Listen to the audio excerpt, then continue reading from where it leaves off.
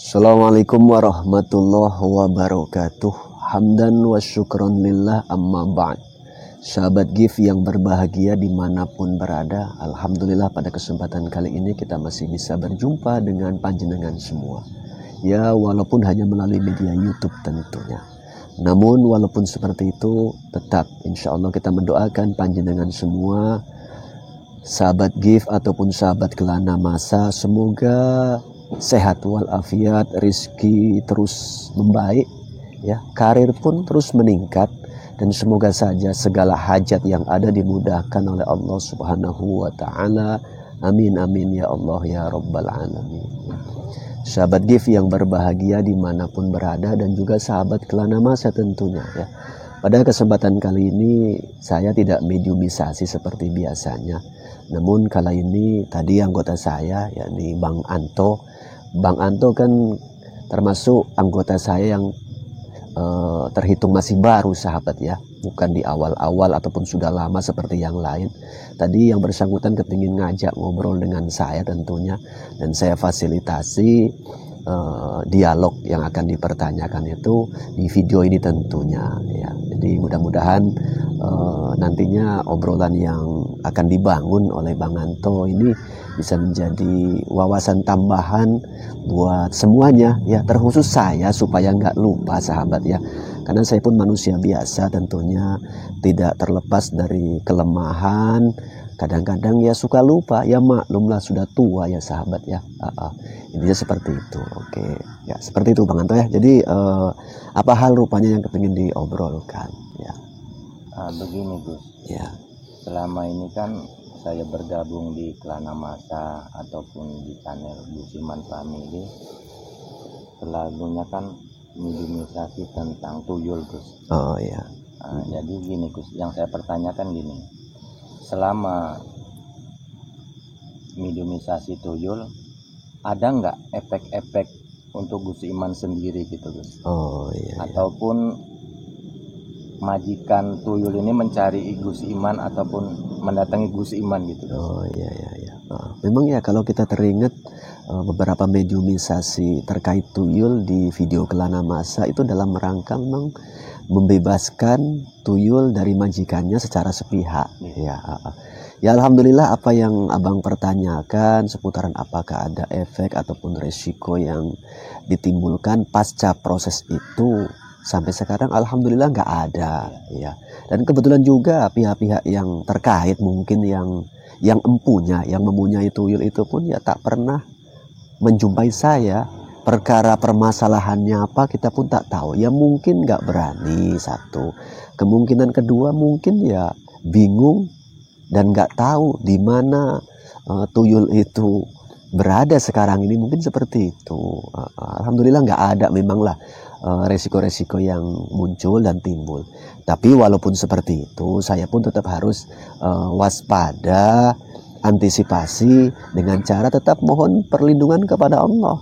Karena sebetulnya terkait pembebasan tuyul secara sepihak ini memang cukup penuh dengan ya resiko. Tapi kenapa saya berani mengambil resiko itu? Demi kebaikan semuanya, terkhusus masyarakat. Mana tahu ada yang menjadi bulan-bulanan daripada oknum tuyul ini, seperti itu, ya. Alhamdulillah intinya nggak ada resiko lah. Itu kan itu dari majikan tuyul tadi kan gitu. Iya. Tentunya kan majikan tuyul ini kan dia mendapatkan tuyul itu kan dari seorang, biasanya oknum dukun lah. Iya. Dukun kan gitu. Jadi dari pihak dukun sendiri kan gitu kan. Iya. Mungkin kalau majikan nggak bisa untuk melacak Gus Iman, tapi kalau oknum dukunnya sendiri mungkin bisa untuk melacak Gus Iman kan gitu. Iya. Jadi perkara dari oknum dukun yang dulu memfasilitasi atau menjembatani si orang yang menggunakan jasa tuyul, sejauh ini pun ya kita tak tahu. Artinya apakah yang bersangkutan itu mengetahui tuyul yang diberikan kepada seseorang kala itu sekarang posisinya di mana, kita pun ya tak tahu. Perkara yang bersangkutan itu bisa mendeteksi ataupun tidak. Tapi alhamdulillah sampai sekarang ini kita tidak merasakan hal-hal yang mengkhawatirkan. Memang sih kalau pas saya lagi online untuk memantau keadaan yang ada, itu memang kita sedikit merasakan adanya sedikit pergesekan. Tapi alhamdulillah selama ini Allah masih melindungi saya lah tentunya. Ya semoga melindungi kita semua. Karena kan mediumisasi di Kelana Masa terkait pembebasan tuyul kan gak saya pribadi tentunya kan, banyak anggota yang terlibat. Karena kan mana tahu mungkin si oknum yang bersangkutan tidak berani untuk menghantam saya, tapi kan mana tahu mencoba-coba untuk ke anggota gitu. Sekali saya juga untuk perlu pasang radar, mengecek keadaan, mana tahu ada hal-hal yang perlu untuk diselesaikan secara pribadi atau antisipasi pribadi. Waktu itu sempat juga oknum dukunnya kita panggil Gus. Kita coba panggil sukmanya, ya seperti itu. Maksudnya untuk bertaubat lah. Iya, kita nasihati lah, ya. Karena yang bersangkutan pun mengaku sudah tua, umurnya pun ya sudah cukup banyak. Tapi ya mungkin karena kala itu belum dapat hidayah. Ya. Intinya baik dari orang yang memelihara ataupun dari pihak oknum dukun yang menjembatani atau memfasilitasi guna mendapatkan jin tuyul ini, sejauh ini tidak ada hal-hal yang mengkhawatirkan. Ya seperti itu. Alhamdulillah semua itu berkat pertolongan Allah tentunya Bang Anto. Ya tak lupa juga senantiasa doakan saya supaya kita pun bisa senantiasa sehat, selamat dan bisa mengantisipasi hal-hal yang ya mungkin bila mana perlu untuk diantisipasi karena mungkin mengkhawatirkan. Seperti itulah ya. Jadi satu lagi gini Gus. Boleh silakan. Ini untuk kita kawang orang awam lah katakan. Ada nggak antisipasi, maksudnya gini Gus, tuyul ini kan selalu mengambil duit kita kan? Iya. Antisipasi ada nggak gitu Gus? Oh iya. Kalau pertanyaannya antisipasi ada atau tidak, ya perlu saja antisipasi karena memang oknum tuyul atau jenis tuyul ini menyasar masyarakat tentunya. Karena dia nggak nampak kan gitu. Iya, karena nggak nampak. Memang kalau teringat abang bertanya seperti itu, banyak juga sih yang bertanya di WA ataupun sesekali masuk juga di kolom komentar video yang ada tentunya bagaimana cara antisipasi tuyul. Sebetulnya kalau antisipasi tuyul kala itu sedikit pernah saya singgung di channel ini juga, saya memberikan sedikit tips lah. Tapi yang nggak ada salahnya abang bertanya ulang guna untuk menambah wawasan pribadi. Perlu saya sampaikan antisipasinya sebetulnya mudah. Perlu kita pahami dulu, tuyul itu mengintai, menyasar jenis duit. Jadi tidak menyasar, tidak mencuri jenis yang lain seringnya. Ya, dia tidak mencuri handphone, tidak mencuri kendaraan. Kan tuyul begitu. Taunya duit lagi. Duit, ya seperti itu. Kalau yang biasa mencuri kendaraan ataupun handphone itu biasanya pencuri. Ya, tuyul jenis yang berbeda tentunya ya. Jadi antisipasi jenis tuyul sebetulnya pertama kita harus menanamkan keyakinan kepada Allah seperti itu. Boleh ditambahkan dengan mengamalkan ruqyah mandiri. Ya. Bisa bagi kita orang awam untuk mengamalkan itu. Mengamalkan ruqyah mandiri saat di rumah. Ya seperti itu. Ruqyah mandiri itu kan mudah. Contohnya amalkan suratul Fatihah, surat Ikhlas, Al-Falaq, An-Nas, tambah juga ayat kursi. Ya. Tapi ada hal yang nggak kalah penting untuk diamalkan. Duit yang kita miliki, cobalah kalau kiranya sudah tembus nisab, jangan lupa juga keluarkan zakatnya. Nah, itu. Kalau duit kita banyak tembus nisab dan haulnya, keluarkan zakatnya.